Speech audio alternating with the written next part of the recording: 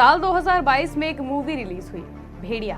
कहानी यही थी कि एक आदमी को भेड़िया काट लेता है, जिसके बाद वो वेयरवुल्फ बन जाता है और उसके पास भेड़िए जैसी शक्तियां आ जाती हैं। इसके अलावा कई हॉलीवुड मूवीज भी हैं जिनमें वेयरवुल्फ का कॉन्सेप्ट बहुत आम है, लेकिन जाहिर है ये सब फिक्शनल है।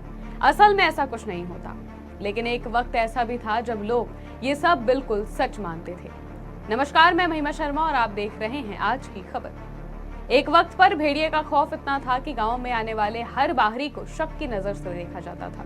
यहाँ तक कि इससे कुछ फेरी वालों को भी पीट पीट कर मार डाला गया। हम बात कर रहे हैं साल 1996 की, जब भेड़ियों ने करीब 38 बच्चों को अपना शिकार बनाया था।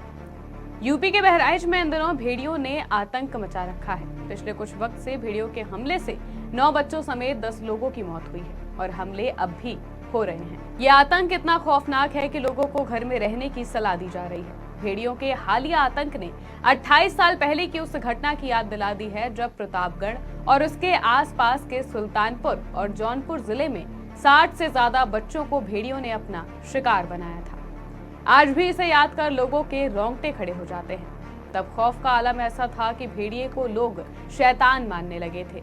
कोई तो इन्हें इच्छाधारी भेड़िया भी कहता था। डर के साए में ऐसा अंधविश्वास फैला कि लोगों ने गांव में आने वाले भिखारियों और फेरी लगाकर सामान बेचने वालों को शक की नजर से देखना शुरू कर दिया।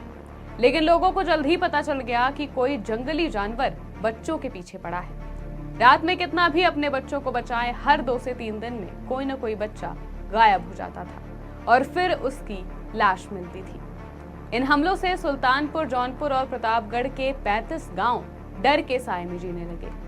सिर्फ 6 महीने में मरने वालों की संख्या 38 पहुंच गई। इसके अलावा 40 लोग हमले में किसी तरह बच गए।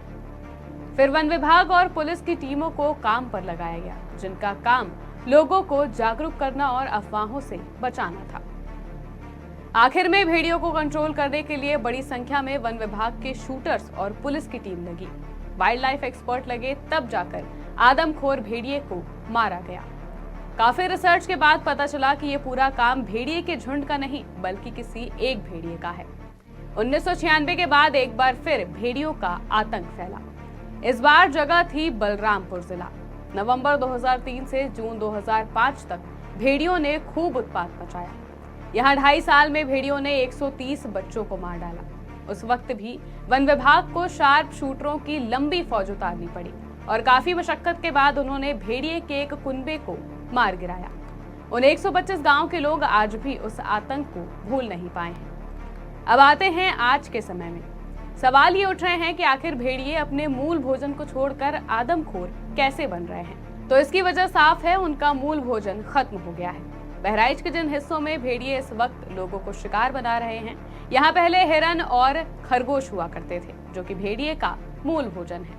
लेकिन अब ये दिखाई नहीं देते और उनके ज्यादातर शिकार बच्चे हैं, क्योंकि वो अटैक करने और घसीट कर लेकर जाने में आसान होते हैं। भेड़िया अपने से कमजोर को ही शिकार बना सकता है, जैसे कि बच्चे और बुजुर्ग, जिनमें लड़ने की क्षमता ना हो और जिन्हें आसानी से भोजन बनाया जा सके। एक वजह यह भी हो सकती है कि भेड़िया बूढ़ा हो गया हो और जंगल में शिकार करने की स्थिति में ना हो, या फिर उसका दांत टूटा हो, इसलिए वो इंसानी बच्चों को शिकार बना रहा है।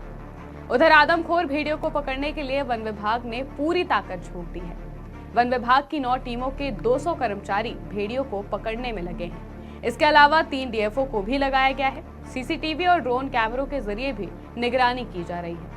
पुलिस और राजस्व की टीमों को भी लगाया गया है। अब तक 4 भेड़िए पकड़े गए हैं, जिनमें से 1 की मौत हो गई है। लेकिन आतंक अब भी बरकरार है और यह आतंक कब थमता है, कि देखने वाली बात होगी।